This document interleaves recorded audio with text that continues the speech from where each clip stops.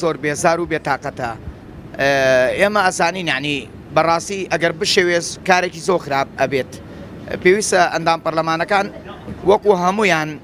ڕێکەوتون لەسەرەوە کە سوێنیان خواردووە کە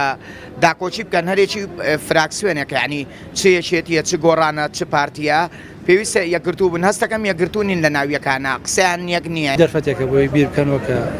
تەنها بەرچاوی خۆیان نەبینن ئەم گەمە سیاسی ڕۆژهەڵاتی ناوەڕاست و مانتیقەکە زۆر لەوە گەورەترە کە بچوکی کەینەوە بۆ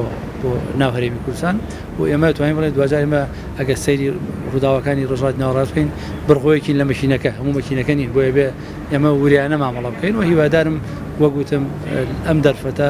بکەنە ڕێکەوتنێک لە بەژەوەندی گشتی باڵای هەرێمی کوردستانە لایەنە سیاسیەکان کە ئەیکەن بەس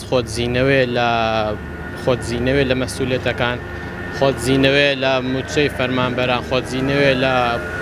هەوڵدان بۆ دەستبەردارکردنی هەلی کار بۆ گەنجان بەس خۆتزیینەوە هیچی تر نییە بەس مەشغوڵکردنی خەڵکە هەرەوەی من قەنەعەتم وایە کە ئەمە هەر چۆنەڵی دواکەوتنە یاخود بە شکلێک معامەرەکردنە لە خەڵک لە دەنگی ناڕەزایەتی خەڵک لە خواست و داخوازیەکانی خەڵک چکە ئەمڕۆکە دەبینین لە شەقامە لە هەموو کوچە کۆڵانەکانە دیارە و ڕوونەکە نەکارەبا هەیە نە ئاو هەیە نەکار هەیە گەنجانێکی بێشمارمان ڕۆژانە ڕوودەکەنە دەرەوانێ بەخاتیەوەی کە لەوێ سیستەمێک هەیە ژیانیان پارێزراو بێت پێویستە لەم دڵە ڕاوکێ ئێمە ڕزگار کرد خوا لە خەمی خەڵکان بن ئەوەندەی لە خەمی کورسەکەیان ئەم شەڕ و دڵە ڕاوکێ دوو مانگە خەریکە ئەوەندەی سیستەمی ڕێخستنەوەی دەسەڵاتەکان ڕێگەخەنەوە ئەوەندەش ڕێخستنەوەی نانەکەش بۆ خەڵک